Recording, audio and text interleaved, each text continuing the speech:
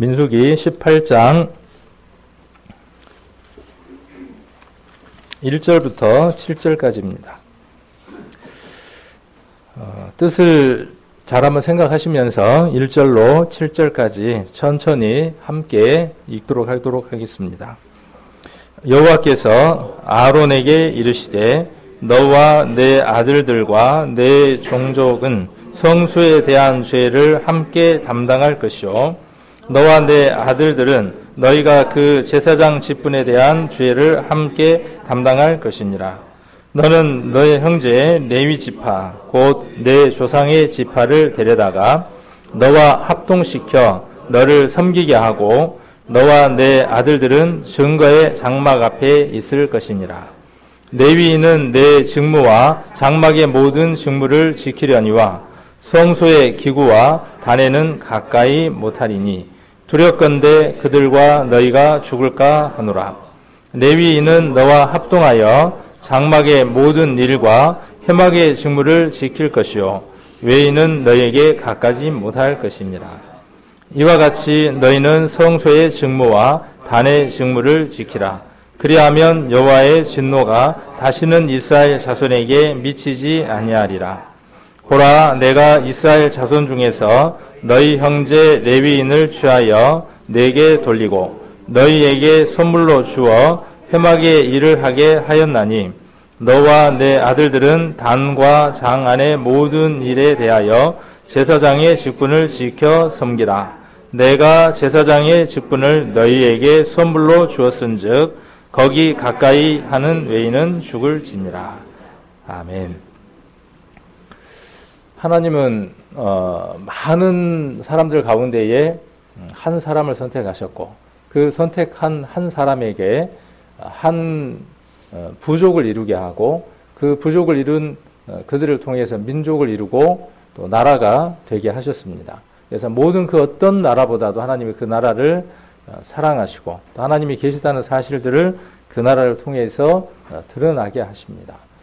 또한 하나님은 이스라엘 백성들 가운데에 12지파 가운데에 한 지파를 선택하시고 레위라는 한 지파를 선택하셔서 그 레위를 6절을 보시면 내가 이스라엘 자손 중에서 너희 형제 레위인을 취하여 내게 돌리고 너희에게 선물로 주어 라고 이렇게 기록하고 있습니다. 그래서 레위를 선택을 해서 이스라엘에게 선물로 이렇게 주었다고 말씀하고 계십니다. 그래서 그들로 하여금 어떤 일을 하게 하느냐 하면 6절에 회막의 일을 하게 합니다. 우리가 예전에 성막에 대한 공부를 한번 했었죠. 그리고 앞으로도 이 공부는 더 깊이 필요가 할 것 같습니다. 그 안에 담겨져 있는 교훈들이 많기 때문에 그런 것 같습니다. 자, 그리고 7절도 보시면 너와 내 아들들은 단과 장안의 모든 일에 대하여 제사장의 직분을 지켜 섬기라. 내가 제사장의 직분을 너희에게 선물로 주었은즉. 그래서 선물이라는 말이 두 번이 기록이 되어 있죠. 그래서 레위에게 있어서 선물은 그들이 무엇을 맡았다는 것이냐 하면 제사장의 직무를 직임을 맡은 것이 레위에게는 가장 큰 선물이기도 합니다. 또한 하나님은 이스라엘 온 백성에게 선물을 하나 주셨는데 어느 지파를 선물로 주셨냐 하면 레위라고 하는 지파를 그들에게 선물로 주셨던 것을 봅니다. 그래서 이들로 하여금 무엇을 하게 하느냐 하면 하나님을 섬기는 모든 일들을 행하게 합니다. 그래서 이스라엘과 하나님 사이의 관계에서 꺼리끼는 것이 있고 문제가 있을 때 그 관계 개선의 방법들을 알려주신 것이죠. 이것을 기록해 놓은 것이 출애굽기고 레위기고 민수기고 그렇습니다. 하나님하고의 관계를 어떻게 개선하고 어떤 방법들로 해결할 것인가. 우리가 지금 성경을 통해서 수요일 날 우리가 죄를 지으면 어떻게 해야 합니까 하고 이렇게 배우는 것처럼 똑같은 내용들이 구약에도 이렇게 기록이 돼 있는 것들이죠. 자, 그래서 이렇게 이스라엘에게 하나님이 제사장이라고 하는 레위 지파를 주셔서 그들로 하여금 제사장의 일을 행하게 했습니다. 그래서 하나님하고의 관계를 개선하고 그 다음에 또 백성과 백성 사이에 화목할 수 있도록 하나님께서는 레위에게 제사장의 직임을 선물로 허락해 주셨습니다. 그 레위라고 하는 선물을 통해서 이스라엘은 하나님 앞에 성결하고 거룩한 삶들을 살아갈 수 있게 되어지도록 성경을 통해서 그 제시를 해주고 있는 겁니다. 그러면 이 얘기들이 히브리서라든가 여러 성경들을 통해서 우리가 살펴보면 이 모든 것들을 신약에서는 무엇이라고 이야기를 하고 있느냐 하면 교훈과 그림자와 참 형상이 아닌 모형으로 설명을 하고 있습니다. 지금 구약에 나와 있는 이 많은 것들은 오늘날 교회 안에 예수 그리스도를 믿는 교회 가운데에서 이루어지고 나타나야 할 것들에 대해서 표본이고 그림자로 교훈으로 이렇게 설명해 주고 계시는 것이죠. 그러면 오늘 우리가 보고 있는 이 말씀이 우리에게 적용되어질 때는 어떻게 적용되어질 수 있는가 하는 것도 중요할 것 같습니다. 구약에서 제사장은 자기가 하고 싶다고 할 수 있는 게 아니죠. 그렇죠? 내가 제사장 되고 싶습니다. 유다 지파예요. 예를 들어서 내가 베냐민 지파예요. 내가 뭐 하고 싶으냐 하면 하나님의 선택된 백성임에도 불구하고 그 선택된 백성 가운데서 또 다른 선택된 지파가 그리고 그 가운데서 또 선택된 자 가운데에서 대제사장이 대속죄일에 7월 10일에 죄를 대속하는 일들을 할 수 있었던 것처럼 그래서 특별한 사람만이 그 일을 직무를 수행할 수 있었던 것들을 우리 성경을 통해서 살펴볼 수 있죠. 그러면 지금은 어떻습니까? 지금도 동일하죠. 누구나 하나님 앞에 제사장의 직임의 일을 수행할 수 없죠. 누구만요? 선별된 사람만, 특별한 사람만 무엇을 할 수 있느냐 하면 하나님을 섬기는 그 일을 할 수 있습니다. 그래서 세상 모든 사람들 가운데에 수많은 그 족속들 가운데에 하나님이 우리를 부르셨어요. 이스라엘이라고 하는 그 한 나라를 부른 것처럼 하나님 우리를 부르셨습니다. 누구를 통해서 불렀느냐 하면 예수 그리스도를 통해서 불렀어요. 그렇게 부른 목적은 어디에 있죠? 오늘 우리가 이 레위기를 잘 한번 읽어봅시다. 6절에 무엇 때문에 하나님 우리를 부르신 거예요? 우리를 부르신 목적은 무엇 때문에요? 우리가 잘났습니까? 우리가 복받기 위해서입니까? 우리에게 뭔가 목적이 있는 거예요? 물론 그것도 한 가지를 찾아볼 수 있지만 레위를 선택한 근본적인 목적이 어디에 있어요? 예수 그리스도를 통해서 우리를 부르신 목적이 어디에 있어요? 우리를 누구에게? 그렇지 않는 사람들에게 무엇으로 주기 위한 것이죠? 여기 6절에 보면 선물로 주기 위한 것이죠. 우리는 이걸 종종 잊어버릴 때가 있습니다. 우리가 왜 구원받았는지, 우리가 해야 될 일이 무엇인지를 잊어버릴 때가 많습니다. 우리는 이 일에서 벗어나서는 안 된다는 사실이죠. 그리고 우리에게 어떤 선물을 또 하나 주셨느냐 하면 특별히 구별된 우리에게 하나님을 섬길 수 있는 아주 특별한 일을 주셨습니다. 그래서 이 말씀을 우리가 베드로전서에서 한번 살펴보도록 하겠습니다. 베드로전서 2장을 같이 한번 보시겠습니다. 이 말씀 우리가 너무나 많이 들었던 말씀이죠. 베드로전서 2장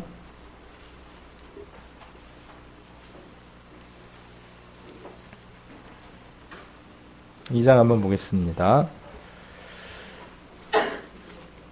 2장 9절입니다. 2장 9절. 베드로전서 2장 9절. 오직 너희는 택하신 족속이요. 아까 보면 그 레위라고 하는 그 특별한 족속 지파 선택을 했습니다. 왕 같은 제사장들이다 그랬어요. 거룩한 나라고 그의 소유된 백성이니 이는 너희를 어두운 데서 불러내어 그의 귀한 빛에 들어가게 하신 자의 아름다운 덕을 선전하게 하려 하십니다. 10절 너희가 전에는 백성이 아니더니 이제는 하나님의 백성이요 전에는 궁유를 얻지 못하였더니 이제는 궁유를 얻은 자니라. 여기 너희는 지금 누구를 이야기하느냐 하면 너희는 누굴까요? 그리스도 안에서 선별된 특별한 우리를 가리켜서 이야기를 하는 겁니다. 세상의 모든 사람에게 이 너희라고 하는 인칭 대명사가 적용되는 게 아니라 특별히 우리에게만 구원받은 우리에게만 적용되는 거죠. 구약에는 이스라엘 민족이어야 되고 12지파 가운데 하나였어야만 돼요. 그런데 여기서는 우리를 택하신 족속이 되게 했어요. 그리고 왕같은 제사장이 되게 했어요. 그래서 여러분들은 누구냐 하면 제사장이에요. 누가 제사장입니까? 자, 이제 구약에 나와 있는 민수기 18장과 레위기에 나와 있는 그 모든 말씀들이 우리는 어떻게 그 말씀들을 보느냐 하면 구약시대 때 한 제사장, 레위 지파가 해야 할 일, 우리는 이렇게 그 성경을 제안했어요. 그러나 이제 우리는 그 말씀들을 어떻게 읽어야 되느냐 하면 그 말씀은 누구에게 주어진 말씀이냐 하면 제사장 된 우리에게 주어진 말씀이에요. 그래서 제사장이 선택되어질 때, 제사장이 위임받을 때에 여러 가지 예식들이 있는데 그 예식들에 대한 모든 내용들은 누구에게 적용되는 거냐 하면 우리들에게 적용되어지는 것이죠. 자, 그래서 제사장이라고 이야기를 했고, 그리고 우리가 누굽니까? 하나님의 나라가 따로 있다고 생각하는 거예요. 예수님이 오셔서 거할 처소를 찾으셨어요. 예수님이 계신 곳이 어디예요? 예수님이 계신 곳이 어디죠? 지금 예수님이 계신 곳이 어디예요? 지금 예수님이 계신 곳. 여기도 계시고, 그 다음에요. 우리가 이제 머지않아 이 세상을 떠나면 가야 할 곳에 하나님이 계셔서 우리를 기다리고 계시죠. 그렇게도 우리가 표현을 할 수 있지만 여기에서 지금 뭐라고 표현하고 있느냐 하면 이미 이제 답들을 먼저 말씀하셨어요. 거룩한 나라라고 돼 있어요. 우리가 거룩한 나라예요. 자, 예수님이 계신 그곳이 어디냐면 천국이에요. 그럼 반대로 예수님이 없으면 거기가 어디예요? 지옥이에요. 내가 예수님을 모시고 계심으로 그곳이 어디냐면 내가 거룩한 나라가 되는 거예요. 그러면서 동시에 나는 거기에 소유된 백성이기도 해요. 자, 그러면 우리를 백성으로 삼으시고 그 다음에 선택한 족속으로 삼으시고 제사장으로 삼고 왕으로 삼은 이유가 무엇이냐 그 말이죠. 아까 레위를 선택한 목적이 어디에 있었습니까? 여러 지파에게 선물로 주기 위해서 레위를 선택한 것처럼 하나님 우리를 먼저 세상 가운데서 부르신 목적은 어디에 있느냐 하면 여기 9절 후반절에 나와 있는 것처럼 아름다운 덕을 선전하게 하려고 하는 거죠. 누구를 드러내게 하려고 하는 거죠? 그리스도를 드러내게 하려고 하는 거예요. 하나님이 어떤 분인가 하는 것을 나타내고 드러내고 선전하고 선포하려고 하나님이 누구를 부르셨느냐 하면 너희, 우리를 부르셨어요. 그래서 예전에는 우리가 백성이 아니었어요. 이방인이었어요. 그러나 이제 하나님 안에서는 이방인이 아니라 하나님의 귀한 자녀이며 하나님의 선택된 백성이라고 이야기를 하고 있습니다. 그래서 여러분이 누구라고 지금 오늘 제가 여러분에게 다시 한 번 더 확인을 시키느냐 하면 여러분이 제사장이라고요. 그러므로 민수기 18장 1절로 7절에 나와 있는 말씀은 누구의 말씀입니까? 저와 여러분의 말씀이에요. 우리에게 적용되는 말씀이에요. 하나님 우리에게 선포해 주신 귀한 말씀이라는 사실이죠. 그러면 구약에 나와 있는 제사장들이 했던 그 많은 직분과 직무와 직임들이 누가 해야 할 일들이냐 하면 바로 저와 여러분이 해야 할 일이라는 것이죠. 오늘 왜 이 말씀 우리가 함께 보고 함께 선택을 하느냐 하면 특별히 오늘 집사의 직임과 직무와 직분을 받은 분들에게 오늘 이 말씀들이 주님 오실 때까지 새겨지기 원하는 마음으로 이 말씀들을 함께 보려고 하는 것입니다. 예전에 이 말씀을 한번 상고했어요. 말라기를 통해서 한번 살펴봤지만 그때는 우리 전부를 두고 우리가 선포된 말씀이라면 오늘은 특별히 저와 또 장로님 한 분으로 계시는 우리 이춘덕 장로님과 전도사님 두 분과 그 다음에 또 집사님들 11분들을 위해서 특별히 이 말씀들을 상고해 보려고 합니다. 그리고 또 앞으로 이 말씀 안에서 교회 가운데서 직임을 받고 살아가실 분들이 어떤 모습으로 하나님 앞에 살아야 하는가 하는 것들에 대한 기준들이 제시될 수 있기 때문에 이 말씀들을 함께 살펴보려고 합니다. 민수기 18장에 나와 있는 말씀과 신약에 그것과 동일하게 설명되어질 수 있는 성경이 있을까요? 이제 평형이 되는 성경을 한번 찾아볼 수 있을까요? 여러분들은 또 다른 성경들을 찾을 수 있을 겁니다. 저는 저 나름대로 성경을 이렇게 보면서 민수기 18장과 신약에서 동일하게 바라보고 동일하게 이해된 성경이 있을까라고 한번 제가 찾아보면서 저는 로마서 12장과 고린도전서 12장과 에베소서를 한번 여러분들에게 제시를 해보고 싶습니다. 그래서 로마서 12장 그리고 고린도전서 12장 그리고 에베소서 전체가 이야기하는 것이 무엇에 대해서 이야기를 하느냐 하면 교회에 대해서 이야기를 하고 있고 그래서 교회는 그리스도의 몸이라고 이야기를 하고 있고 예수님은 거기에 머리라고 말씀하고 계시고 그 다음에 우리 성도는 전부 다 무엇이라고 말하느냐 하면 지체라고 이야기를 하고 있습니다. 그리고 지체가 똑같이 같은 역할을 하는 것이 아니라 각 지체가 각각 역할들이 달라서 다른 일을 한다. 그러나 그것이 별개의 것이 아니라 유기적이고 연합이 되어져서 하나님이 원하는 일들을 수행해 나간다 하는 것이 에베소서가 말하고자 하는 것이고 로마서 12장과 또 고린도전서 12장이 하고자 하는 내용들이라는 것입니다. 로마서 12장을 한번 같이 보시겠습니다.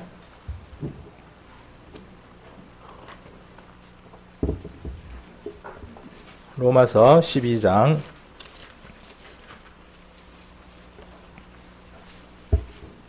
1절부터 한번 보겠습니다. 1절부터 로마서 12장 1절 그러므로 형제들아 내가 하나님의 모든 자비하심으로 너희를 권하노니 너희 몸을 하나님이 기뻐하시는 거룩한 산 제사로 드리라. 이는 너희의 드릴 영적 예배니라. 너희는 이 세대를 본받지 말고 오직 마음을 새롭게 함으로 변화를 받아 하나님의 선하시고 기뻐하시고 온전하신 뜻이 무엇인지 분별하도록 하라. 자, 이게 성도가 마땅히 하나님 앞에 해야 할 모습이죠. 우리 여기에 있는 모든 분들이 해야 할 일이 뭐냐 하면 1절로 2절을 해야 하는 것이죠. 성도라는 말의 뜻이 어떤 뜻이냐 하면요. 2절 후반절이 성도라는 말의 뜻의 의미입니다. 하나님의 선하시고 기뻐하시고 온전한 뜻이 무엇인지 분별하는 거예요. 거룩하다는 말은 어려운 말이 아니라 하나님이 기뻐하시는 것, 하나님이 미워하시는 것 선택하는 게 뭐냐 하면 거룩한 거예요. 이게 뭐냐 하면 거룩한 무리가 따라가는 모습이에요. 그러니까 성도라는 말은 하나님이 기뻐하시는 것을 나도 기뻐하며 따라갑니다 하는 것이 뭐냐 하면 성도의 모습이죠. 여러분은 이 삶을 간절히 사모하시죠? 그냥 물에 물 탄 듯 술에 술 탄 듯 이왕 똥이 한쪽에 묻었으니까 머리까지 다 칠하자 그리고 똥에 들어 누워서 그냥 비비적거리면서 삽니까? 똥이 묻으면 얼른 씻고 목욕하고 그 옷도 빨고 그렇게 하시는 삶을 사십니까? 그 얘기예요. 다른 얘기가 아니라. 하나님 앞에 더러운 것은 똥이 아니라 우리들 인생들의 마음들이 하나님을 떠나 있는 것이 바로 그 모습일 겁니다. 자, 그런데 3절부터 한번 보시면 이렇게 말씀하고 있습니다. 내게 주신 은혜로 말미암아 너희 중 각 사람에게 말하노니 마땅히 생각할 그 이상의 생각을 품지 말고 오직 하나님께서 각 사람에게 나눠 주신 믿음의 분량대로 지혜롭게 생각하라. 우리가 한 몸에 많은 지체를 가졌으나 모든 지체가 같은 직분을 가진 것이 아니니 이와 같이 우리 많은 사람이 그리스도 안에서 한 몸이 되어 서로 지체가 되었느니라. 우리에게 주신 은혜대로 받은 은사가 각각 다르니 혹 예언이면 믿음의 분수대로, 혹 섬기는 일이면 섬기는 일로, 혹 가르치는 자면 가르치는 일로, 혹 권면하는 자면 권면하는 일로, 구제하는 자는 성실함으로, 다스리는 자는 부지런함으로, 긍휼을 베푸는 자는 즐거움으로 할 것이니라. 그래서 여기도 우리가 무엇을 말하고 있는 것을 볼 수 있느냐 하면 바울이 고린도 교회나 에베소 교회나 다른 여타 교회에 이야기를 하고 있는 것처럼 교회라고 하는 것 안에, 교회라고 하는 공동체 안에 성도라고 하는 구성원이 있고 그 구성원 가운데에 직분이 있다라고 이야기를 하고 있습니다. 그래서 그 직분과 무엇을 한번 동일성상에서 한번 이야기를 해볼 수 있느냐 하면 지체와 동일성상에서 한번 이야기를 해볼 수 있죠. 우리 몸이 발이 있고 손이 있고 입이 있고 귀가 있고 각각 다른 지체가 있는 것처럼. 그런데 입이 여기 맨 뒤쪽으로도 입이 하나 있죠. 이쪽으로도. 여기는 내보내는 쪽, 이쪽으로 들어가는 입이잖아요. 요쪽에 되고 싶어 하면 또 문제가 되겠죠. 만일에 요쪽에 있는 입이 요 입에 되고 싶어 하면 문제가 되겠어요? 안 되겠어요? 문제가 되겠죠. 각각의 무엇이 있다는 거죠. 아까 3절의 내용을 그렇게 극단적으로 한번 생각을 해볼 수 있어요. 그래서 마땅히 생각할 그 이상의 생각을 품지 말고라고 하는 것을 우리가 그렇게 한번 극단적으로 이해를 해볼 수 있습니다. 자, 그래서 각각의 그 은사에 따라서 은사는 뭐라고 우리가 한번 생각을 해볼 수 있느냐 하면 기프트라고 이야기를 할 수 있는데 은사 제가 발음이 안 좋아요. G-I-F-T 중학교 때 배웠던 영어 같은데 발음이 안 좋습니다. 근데 은사라고 이렇게 번역을 할 수도 있고 선물, 은혜 이렇게 번역을 할 수도 있습니다. 그래서 각각 여러분들이 구원받은 것 외에 하나님으로부터 받은 특별한 선물들이 또 다른 것들이 여러분들에게 있습니다. 아까 레위가 모든 이스라엘에게 선물로 주어졌고 또 레위가 제사장이라고 하는 그 특별한 선물을 받은 것처럼 우리에게는 특별한 선물 하나가 이미 주어져 있는 것이죠. 그리고 그것 외에 또 다른 그 은혜들이 특별한 일들이 있다는 것입니다. 그래서 어떤 사람은 섬기는 것으로, 또 어떤 사람은 가리키는 것으로, 또 권위하는 것으로, 또 구제하는 것으로. 여기에는 몇 가지 것들을 나열을 했지만 또 고린도 전서라든가 여러 성경들을 보면 이것들이 더 확대되고 전문화되어 있는 것을 볼 수 있습니다. 교회 가운데에 이렇게 직임을 두는 것은요, 성도는 평신도고, 그 다음에 구원받은 지 교회 가운데서 오래돼서 5년이 되고 10년이 되면 우리 성도님들의 그 인준을 받아서 집사가 되고, 또 집사가 어느 정도 돼서 세월이 지나면은 또 열정적으로 살아가고 본되는 삶을 살아가면 그 다음 장로로 올라가고, 장로로 살다가 얼마 또 있다가 또 다른 걸 하고, 이렇게 우리 교회 가운데에 어떤 왜곡된 것들을 갖고 있느냐 하면 집사, 장로, 전도사, 목사가 계급처럼 되어 있다는 것이죠. 회사 같으면 뭘로요? 직급으로. 대리 위에가 뭐죠? 맞아요, 진짜? 어떻게 잘 알지? 요즘 김 과장 보지? 그럴 것 같아. 그 다음에 또? 너무 멀리 갔어요. 이렇게 있죠. 근데 회사에서는 그렇게 맡은 어떤 일에 따라서 또 연륜이나 입사한 연도나 하는 일에 따라서 그렇게 직분들이 이렇게 매여져 있죠. 그리고 그거에 따라서 모두 다르죠. 받는 대우도 다르죠. 근데 교회에서 그렇습니까? 교회에서는 그렇지 않다는 것이죠. 아까 누가 정확한 답을 이야기를 하셨네요. 거꾸로요. 목사는 우리 성도님들보다 더 거룩한 면에서 구별되고 순종하고 복종하고 섬기는 자세로 살아야 되고, 그러니까 목사는 교회에서 더 많이 물어야 돼요. 그렇게 하려고 애를 씁니다. 제가 이런 거 준비를 하면서 어떤 글들을 읽다 보니까요, 누가 이렇게 글을 하나 써놨더라고요. 어느 목사님인데 이렇게 이야기를 했어요. 자기가 자기 자신에서 표현을 할 때 목사가 되고 싶은 목사. 말이 재밌죠? 자기는 목사가 되고 싶은 목사래요. 그 말이 뭘 함포하고 있는지 제가 다 설명 안 해도 아시겠죠? 모르시겠는가요? 아시는 분은 모르시는 분 옆에 분에게 설명해 드리면 됩니다. 그래서 정말 성경에서 이야기하고 있고 나타내고 있는 바른 목사의 모습, 그렇게 하나님을 기쁘게 해드리는 목사의 삶으로서의 삶을 살아가고 싶다라고 하는 그 마음들을 담아서 목사가 되고 싶은 목사라고 이렇게 표현을 했습니다. 오늘 동일하게 이걸 한번 패러디를 해보고 싶어요.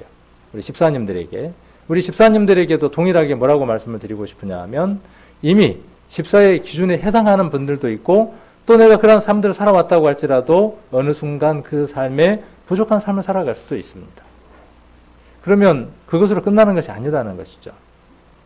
내가 집사가 되고 싶은 집사가 되어져서 그 직임에 걸맞는, 성경에 기록되어져 있는 규준에 나와 있는 그 집사가 되어지도록 하나님께 몸부림치며 매달리고 기도하고 그 삶들을 살아갈 때 하나님의 그 삶을 기쁘게 받으실 것이라는 것이죠.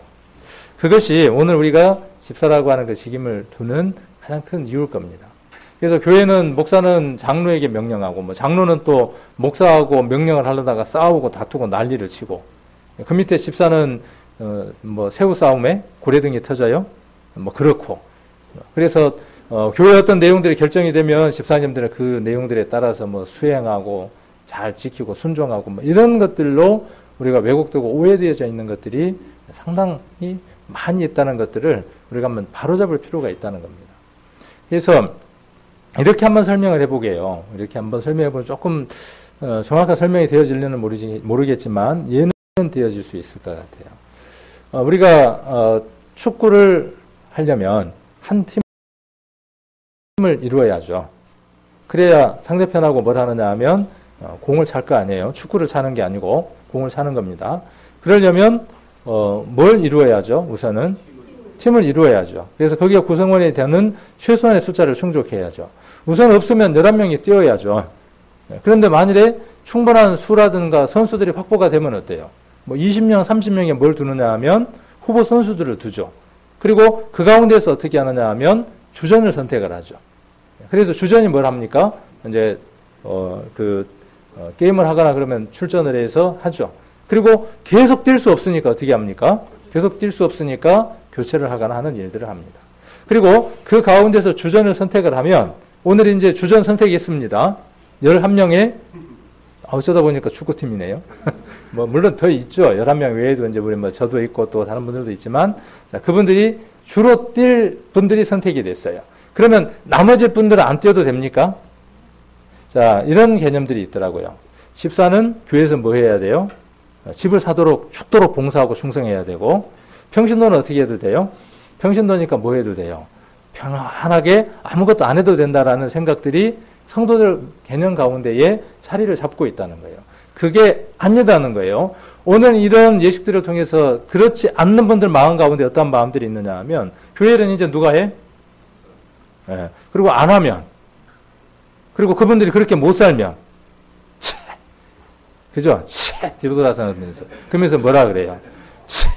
임명장이나 패나 받지 말든지 하는 거 보면은 자, 그러라고 우리 교회를 한 몸으로 두셨냐 그 말이에요. 아니죠. 그러면 자기는 우리 경기할 때 구경꾼입니까? 아니에요. 우리 전체가 뭐죠? 전체가 한 팀이 돼서 선수예요. 자, 한쪽이 지치고 힘들면 어떻게 해야 돼요? 교체해야죠. 멤버 교체를 해줘야죠. 그럼 뭣도 해야 돼요? 응원도 해줘야죠. 내가 뛸 수 없으니까 어떻게 하는 거죠?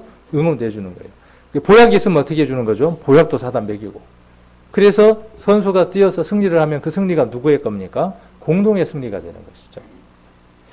비유를 하자면 그렇게 한번 비유를 해볼 수 있어요. 그래서 그런 비유들을 에베소서와 지금 로마서와 여러 곳에서 그 비유들을 설명을 하고 있는 겁니다.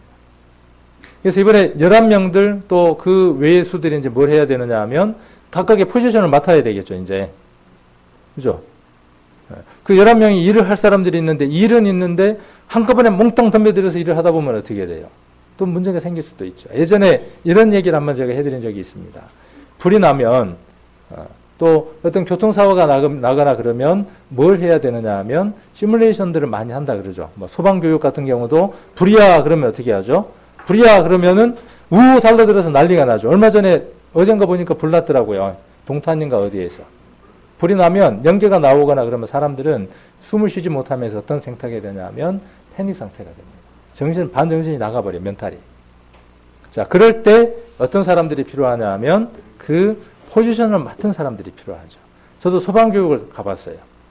그 옛날 수양관 일 때문에 어쩔 수 없어서 소방안전관리자가 돼서 교육을 받아야 돼서 요만한 수첩을 받아야 돼서 이제 가서 받았어요. 가면 뭐부터 배우느냐 하면 소화기 작동법. 그 다음에 또 뭐도 배우느냐 하면 그 1년 동안 해야 될 기획서를 다 적어서 내야 돼요. 그리고 뭐 플랜카드를 어디에다 걸어서 어떻게 해야 되고 그런 것들을 다 교육을 받는데 잊어버렸죠. 왜 잊어버릴까요? 안 하니까, 사용 안 하니까 잊어버리는 거예요. 자, 이런 일들을 우리가 남장년이라고 하는 이름들로 우리 교회들 가운데에서는 해 나가는 겁니다. 남장년 회장을 주축으로 해서 각각의 포지션들을 맡는 거죠. 그래서 집사님은 이 일을, 또 집사님은 이 일을, 집사님은 이 일을 쭉 맡기는 거죠. 그리고 어떤 일들이 돌아갈 때 그 역할을 맡은 분들이 그 일을 수행할 때 교회가 원활하게 돌아가 주는 거죠. 혹 그분이 빌 때는 어떻게 하는 거죠? 네가 해. 나는 뭐가 아니요? 나는 평신도요. 그게 아니라 어떻게 하는 거죠? 그 일들을 내가 해야 되는 거지만 나도 선수가 돼서 뛰어야 되지만 주전으로 뛰게끔 선택이 됐으니까 그분이 뛰는 거고 그분이 뛸 수 없을 때는 누가요? 또 다른 분이 교체해서 그 일들을 맡아주는 거죠. 그 일들을 충성되이 할 때 다음에 그분에게 또 어떤 직임이 맡겨지고요. 집사라고 하는 직임들 또 그 이상의 직임들 하나님 앞에 귀한 일들을 할 수 있는 일들이 맡겨지게 되겠죠. 자, 그 다음에 고린도 전서 12장을 한번 보겠습니다. 고린도 전서 12장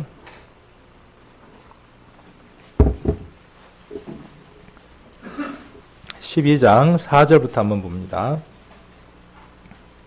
좀 자세한 것들은 다음에 또 그 주일마다 우리가 시간이 있을 때 또 한번 오늘은 참고를 한번 해보도록 하고 오늘은 그냥 개론적인 것만 한번 이야기를 하려고 합니다. 12장 4절. 은사는 여러 가지나 성령은 같고. 그래서 하나님이 주신 은사는 여러 가지입니다. 어떤 사람은 전기를 잘 보는 사람이 있어요. 또 어떤 사람은 수도를 잘 보는, 설비를 잘하는 사람이 있어요. 어떤 사람은 문서를 잘 꾸미는 사람이 있어요. 어떤 사람은 숫자 계산을 잘하는 사람이 있어요. 숫자 계산을 하는 사람 보고 전기를 전혀 하지 못하는데 전기를 하라 그러면 그 일을 감당할 수 없어요. 자기가 잘할 수 있는 것들이 있죠. 그러나 무엇은 같아요? 그 안에 역사하시는 성령은 동일해요. 자, 직임은 여러 가지나 주는 같으며 그랬어요. 이제 여러 가지 직임들이 맡겨지겠죠. 그러나 무엇은 같다는 거죠? 주는 같아요. 또 역사는 여러 가지나 모든 것을 모든 사람 가운데서 역사하시는 하나님은 같아요. 하나님은 역사로, 그 다음에 주는 직임으로, 성령은 은사로 이렇게 대비돼서 지금 설명을 하고 있죠.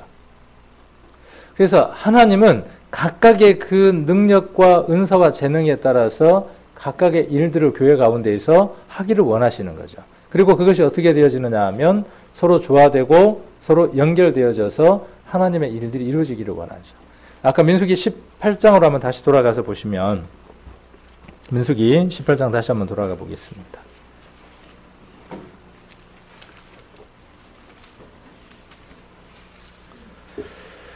자, 여기 보시면 아까 선물이라는 말이 2번 기록이 되어 있었고 또 18장 2절을 보시면 합동이라는 말이 나오죠. 합동.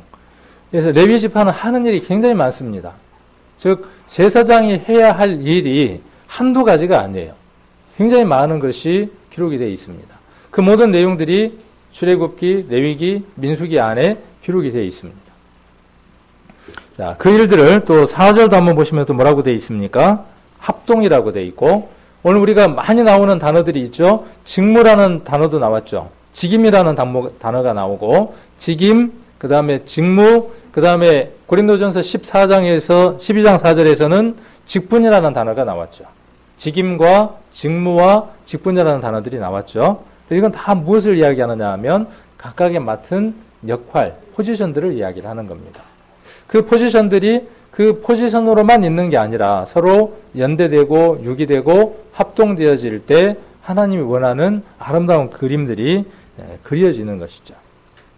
그래서 구약에서 레위지파 제사장이 했던 그 일들을 오늘날 교회 가운데에서는 누가 해야 될 일들이라고 한번 교훈으로 받아볼 수 있느냐 하면 오늘 직임을 받은 우리 특별히 집사님들과 앞으로 이제 형제님이라고 이렇게 부르기도 하지만 우리가 또 혼용해서 집사님이라고 이렇게 부르기도 하겠죠.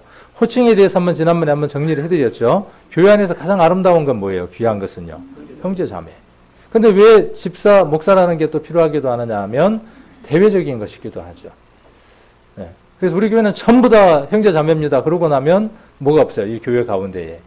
네. 질서가 없는 것이 밖으로 드러나니까 무엇이 있게 하기 위해서요. 대외적으로 또 교회 안에 여러 가지 일들, 여기 성경에 분명히 직임과 직무와 직분이 있으니까 거기에 맞는 호칭들이 분명히 있을 테니까. 그래서 우리가 일을 하는 데 있어서는 그 직임에 해당하는 호칭을 부를 수 있죠. 교제를 하는 데 있어서는 목사님보다는 교제 자리에서는 형제님이라고 부르는 것이 더 옳겠죠. 교제 자리에서는. 어떤 일들이 이루어지고 대외적인 일들이 있을 때에는 이제 목사님 이렇게 이야기할 수 있고 오늘 그 임명을 하고 패를 받으신 분들은 앞으로 이제 밖에서 누구누구 집사님 이렇게 부르고 또 거기에 맞는 일들을 우리가 해 나갈 수 있겠죠. 자, 그래서 제사장의 직무가 도대체 뭐냐는 거죠. 구약시대 때 제사장이 했던 일이 무엇인가 하는 것들을 우리가 살펴보고 오늘 우리가 해야 할 일이 무엇인가 하는 것들을 살펴봐야 되겠죠. 특별히 여러분들 15분, 저를 포함한 15분들은 비가 오나 바람이 부나 눈이 오나 어떠한 일이 있다고 할지라도 이 일들을 소홀히 해서는 안 되는 거죠. 그리고 누구까지도요? 디모데전서 3장에 보면 누구까지도입니까? 남편만 그렇게 하면 돼요? 남편만 그렇게가 아니라 거기에 플러스 뭐냐 하면 그의 아내까지도. 그러면 아내까지입니까? 가정까지도. 성경이 말하고자 하는 것은 그것을 말하고자 하는 거예요. 그런 가정이 집사나 어떤 교회 일들을 하는 것에 대해서 기준으로 세워 놓았다기보다는 그 직임을 가진 가정들이 하나님 안에서 그렇게 나가는 삶들을 살아야 하는 것이 마땅하다고 역설적으로 이야기를 하고 있는 거죠. 그래서 제사장이면 정확히 해야 되는 일이 무엇인가를 한번 보려고 하는 거죠. 출애굽기 28장, 29장 이렇게 보면 이런 내용들이 좀 더 자세히 기록이 되어 있죠. 그래서 모세는 여호와께 말씀하신 대로 아론을 선택을 합니다. 아론이 어떤 지파죠? 확실해요? 어디에 기록이 되어 있는데요? 성경에 어디에요? 방금 읽어놓고 모른 척 하시네. 민수기에서 분명히 읽으셨잖아요. 네. 분명히 민수기에서 읽었죠. 그렇게 안 기록되어 있나요? 18장에 2절에 보면은 너는 내 형제 레위 지파 곧 내 조상의 지파를 데려다가 그렇게 이야기를 하고 있죠. 그래서 아론은 레위 지파인 것을 알 수가 있죠. 그리고 네 명의 아들들, 4명의 아들들이 누구예요? 출애굽기 28장 1절에 보면 나답, 아비후, 엘리아살, 이다말 이렇게 4명의 아들이 있죠. 자, 그들에게 제사장을 임명을 했어요. 자, 제사장이 하는 일에 대해서는 이제 조금 이따 이제 자세하게 이야기를 한번 해보도록 하고, 그래서 백성들이 제물을 가져오게 되고, 아론은 대제사장이 돼서 첫 직무를 수행하게 돼요. 저도 오늘 첫 직무 하나를 했어요. 어떤 걸 해봤느냐 하면, 집사 임명이라고 하는 걸 해봤는데, 여러 번 해본 겁니까? 결혼도 처음 해보는 거니까 떨리죠. 주례는 여러 번 해보니까 많이 하다 보니까 좀 익숙해지더라고요. 근데 결혼은 그렇게 익숙해질 수는 없죠. 자, 그래서 처음 하는 거라 좀 떨린대, 아론이. 예, 그리고 모세가 지금 이렇게 이야기하는 거죠. 어떻게 해야 하는지 잘 기억하고 계시죠? 모세가 이렇게 이야기하는 거예요. 모세하고 아론은 어떤 관계죠? 남남이죠. 예, 나이 차이는 몇 살 나요? 모세가 더 형이죠. 아, 다 알고 계시는구나. 몇 살?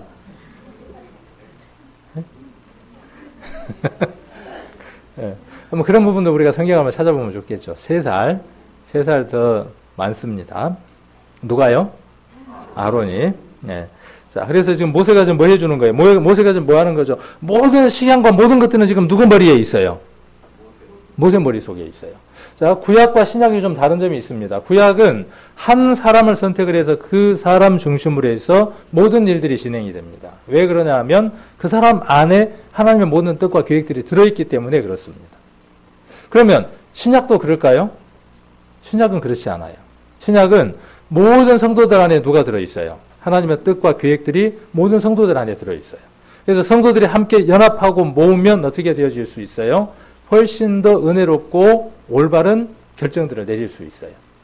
거기에 뭐 구심점이 되는 사람이 어떤 목사라든지 직임을 가진 사람이 되어질 수 있죠.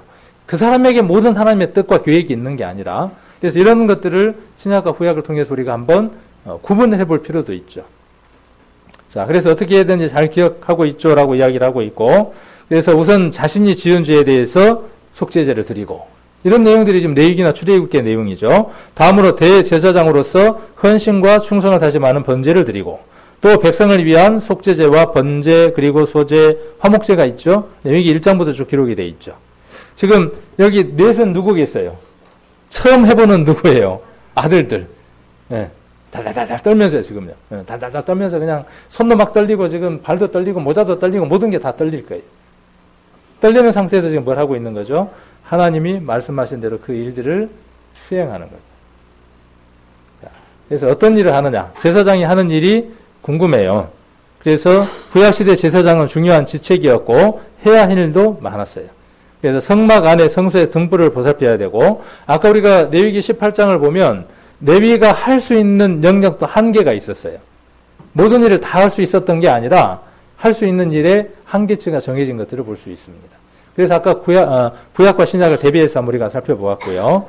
자, 그래서 제단 위에 불을 꺼지지 않게 하는 일, 그 다음에 희생 번제물을 드리는 일, 율법을 가르치고 나병을 진단하는 일, 그 다음에 부정한 것을 깨끗하게 하는 일, 첫 열매를 드리는 일, 서원자의 값을 정하는 일, 진영이 전진할 때 성소의 기구를 덮는 일, 백성을 축복하는 일, 언약궤를 옮기는 일 등이 모두 제사장이 맡은 일이었어요. 11조를 받는 것을 감독하는 것도 제사장의 임무였어요. 이 외에 제사와 관련된 모든 것을 누가 담당했냐 하면 제사장이 담당을 했습니다. 교회 가운데 직임자들은 담당이 하는 일들이 이것과 같습니다. 그래서 이것을 한번 정리를 해서 이렇게 한번 해봤습니다. 그래서 제사장의 직무라고 이렇게 기록을 했지만 성도가 해야 될 일입니다. 저와 여러분, 선수들이, 선수끼리 왜 그래 그러잖아요. 여러분과 저는 선수입니다. 이제 하나님 앞에 승리를, 사단하고의 싸움에서 승리를 가져와야 할 각각의 선수들입니다. 늘 뛰고 있어야죠. 그래야 혹시 내가 주전이 되면 바로 나가서 예리할 수 있으니까. 자, 그래서 어떤 일을 여러분들이 해야 하느냐 하면 첫 번째가 성소와 제단에 봉사하는 일입니다. 아까 우리 민수기 18장에서 봤었죠. 자, 이것을 오늘날 우리 집사님들이 또 교회 가운데 우리 성도님들이 해야 하는 일로 그대로 한번 적용을 해본다 그러면 교회 관리입니다. 교회 건물 관리라든지 의자 청소라든지 레위가 했던 일이 뭐였죠? 그 성소 안에서, 지성소 말고 성소 안에서, 선막 안에서 어떠한 일들을 하느냐 하면 나무를 쪼개갖고 나무 떼는 일도 준비해야 되고, 그렇죠? 그리고 양을 잡거나 그러면 그 양 잡는 것들에 대한 도움도 줘야 하고, 그 다음에 진설병이라든지 촛대라든지 이런 것들이 문제가 있으면 그것들을 감금하는 일들은 누가 했느냐 하면 제사장들이 다 했죠. 그럼 오늘날 우리 교회 가운데 본다 그러면 이 교회 가운데에서 필요한 모든 일들이 보여지는 것들이 잘 진행되고 움직일 수 있도록 11분 또 그 이상의 분들이 이 일들을 하는 거죠. 뭐 교회 청소도 그 속에 포함되어 있을 거고, 꽃을 이렇게 놓는 것도 포함되어 있을 거고, 마이크가 잘 나오는가 안 나오는가 이런 거 점검하는 것도 있을 수 있을 것이고, 뭐 아주 작은 것부터 큰 일들까지, 만찬식을 할 때 만찬식 탁자를 가져오는 것부터 시작을 해서 누구든 해야 하는 것이지만 그 일을 반드시 해야 되는 분들은 누구냐 하면 제사장이 그 일들을 했던 것처럼. 자, 그리고 백성에게 율법을 가르치는 일입니다. 이 일이 아주 중요하죠. 집사는 그냥 누구 표현처럼 어느 집의 집사, 허드렛 일 하는 사람 이렇게 치부를 하는데 결코 그렇지 않습니다. 교회의 집사는, 제사장은 반드시 무엇을 할 수 있는 사람이어야 되느냐 하면 성도들에게 말씀을 교제해서 먹여줄 수 있는 사람이어야 합니다. 복음을 전해야 하고 그 복음의 말씀대로 살아가는 사람이어야 합니다. 오늘 우리 성도님 앞에서 이렇게 보여드린 분들은 나는 최소한 다른 분들은 그렇지 않다고 할지라도 나는 그 삶을 앞으로 주님 안에서 살아가 보려고 합니다라고 다짐하고 임명과 임명패를 받으신 분들입니다. 지켜보실랍니까? 그건 바른 자세가 아니죠. 잘하는가 지켜볼란다가 아니라 함께 내가 그 일에 동역하겠습니다. 동참하겠습니다가 올바른 표현이죠. 그리고 백성을 위해서 하나님의 뜻을 묻는 일을 합니다. 그래서 우림과 둠빔이라고 하는 것을 두어서 하나님의 판결을 묻는 일들을 누가 있느냐 하면 제사장이 했어요. 우리는 교회 가운데서 어느 성도가 어려운 일들이 있을 때 그 어려운 일들에 대해서 상담해 줄 수 있는 상담자 역할도 돼야 하죠.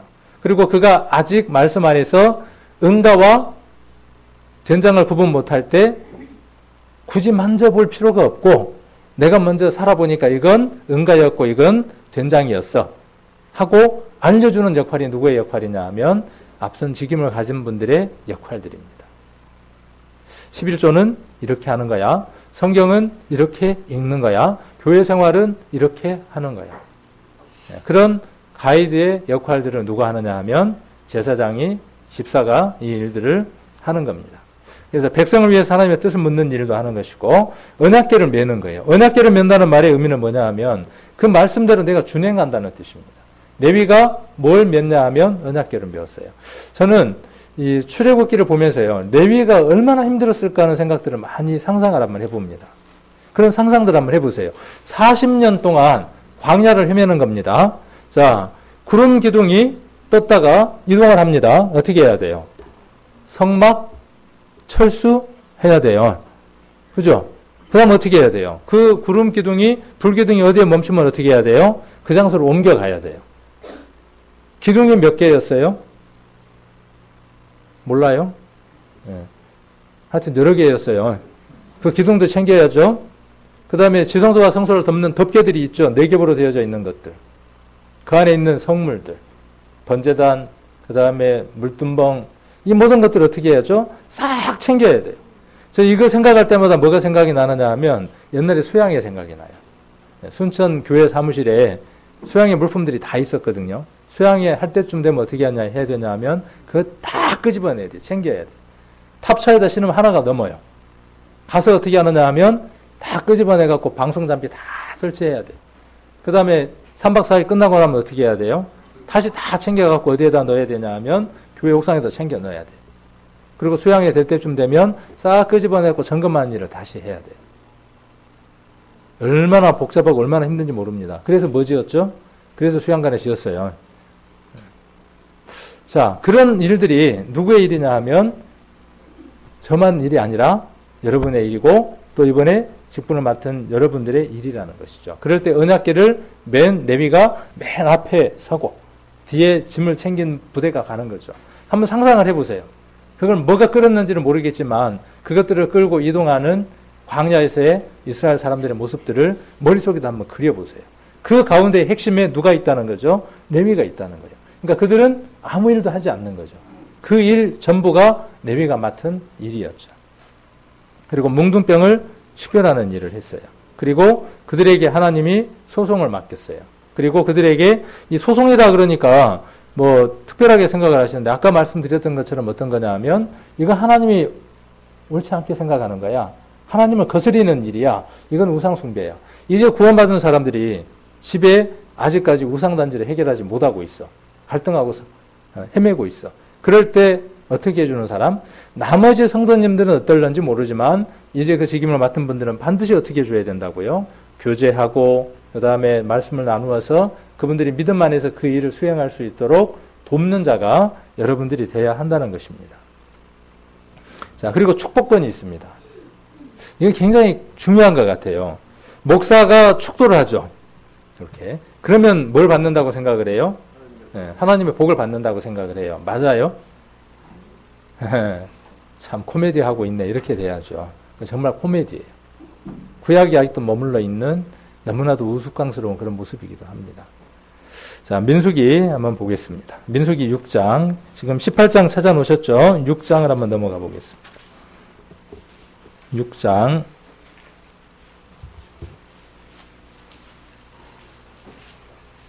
22절로 26절. 자, 요게 누가 해야 될 일이라고요? 지금 읽고 있고 살펴보고 있는 게요. 네, 오늘 직임을 받은 분들이 바람이 부나 눈이 오나 꼭 해야 될 일이 이 일이에요. 그리고 우리 나머지 성도님들은 안 해도 되는 일이죠. 네. 자, 22절로 26절 같이 한번 읽겠습니다. 여호와께서 모세에게 일러 가라사대 아론과 그 아들들에게 고하여 이르기를 너희는 이스라엘 자손을 위하여 이렇게 축복하여 이르되 여호와는 내게 복을 주시고 너를 지키기를 원하며 여호와는 그 얼굴로 내게 비치사 은혜 베푸시기를 원하며 여호와는 그 얼굴을 내게로 향하여 드사 평강 주시기를 원하노라 할지니라 하라. 이 내용을 그대로 가사로 만들어서 복음성가가 있어요. CCM이 있어요. 나중에 한번 듣고 싶은 분들은 찾아가지고 한번 들어보십시오. 자, 그래서 레위에게 제사장에게 맡긴 일 가운데 어떤 일을 맡겼어요? 어떻게 말하라고요? 여호와께서 내게 뭘 주시고 복을 주시고 너를 지키고 그 얼굴을 내게로 비치고 은혜 비치기를 원하고 그 얼굴을 내게로 향하고 평강 주시기를 원한다 그랬어요. 이렇게 되려면 뭐가 먼저 이루어져야 되겠어요? 이렇게 되려면 하나님이 구원받지 못한 세상 사람들을 향해서 얼굴을 향하고 있지만 차마 안 보고 싶죠. 죄 때문에. 그래서 하나님이 구원받지 못한 사람들에게 그 얼굴을 향하고 바라보게 하고 복을 주게 하려면 레위가 가장 먼저 해야 될 일이 뭐냐 하면 하나님하고 관계 속에서 죄의 문제를 해결해 주는 것이죠.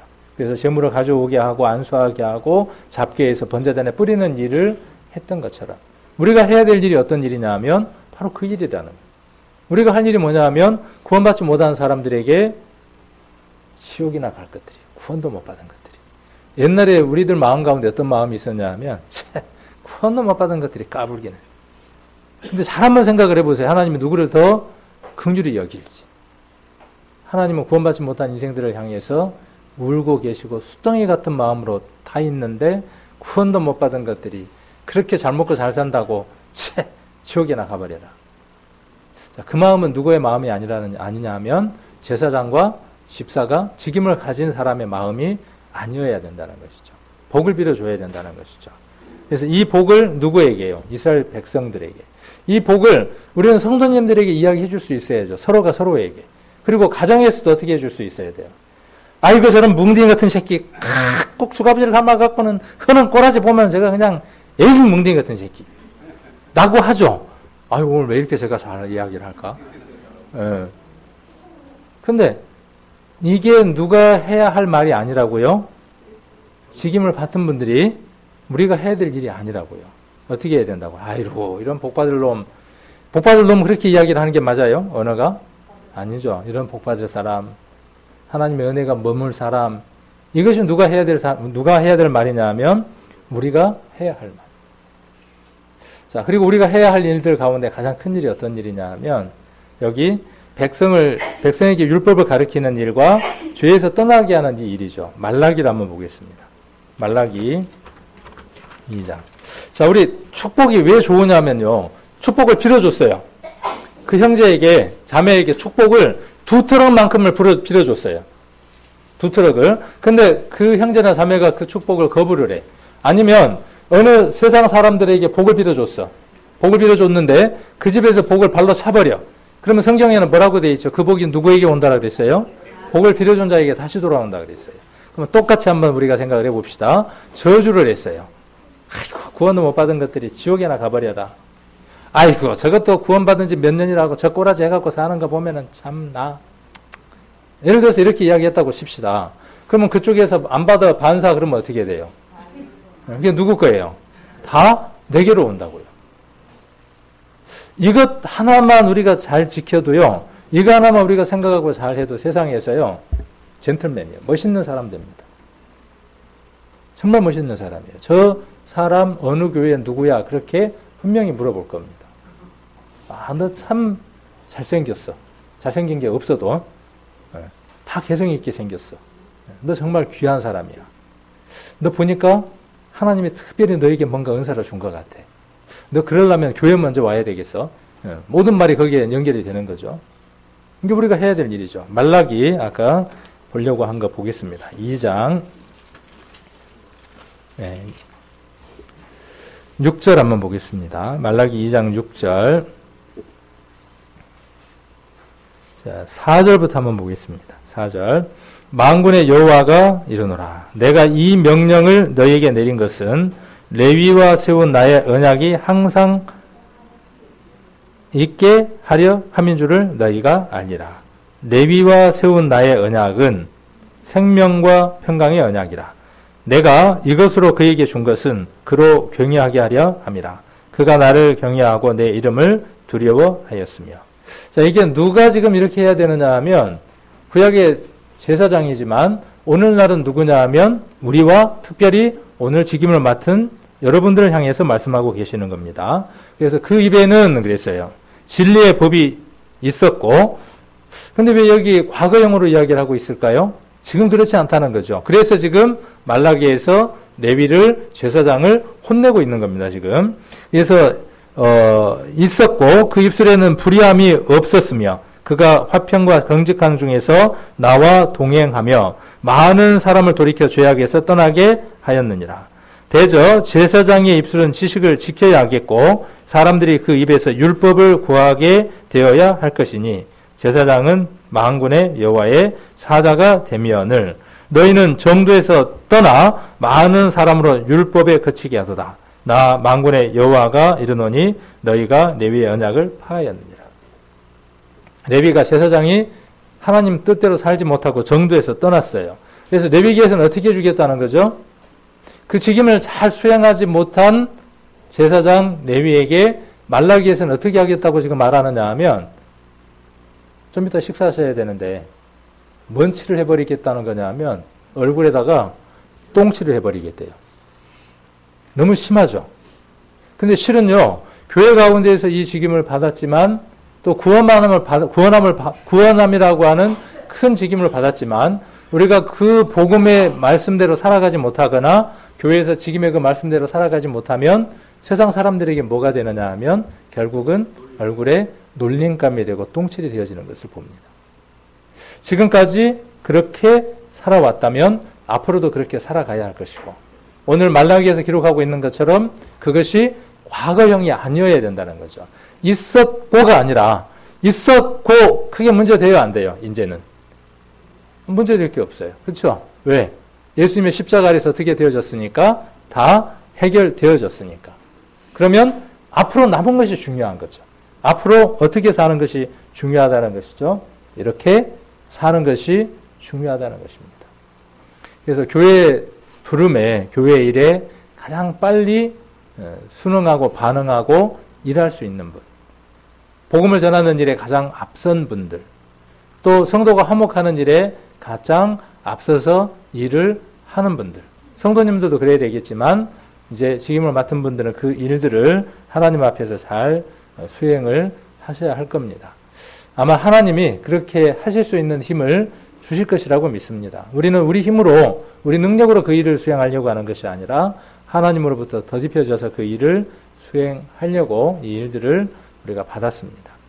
출애굽기 29장을 좀 보면 좋겠지만 시간이 많이 갔으니까 출애굽기 29장을 우리 직임을 맡은 분들은 꼭 한번 읽어보셨으면 좋겠습니다. 그 제사장의 직임을 맡은 레위에게 옷을 입힙니다. 그 내용이 몇 장의 내용이냐면 제가 맞는가 확인 한번 해봐야 되겠네요.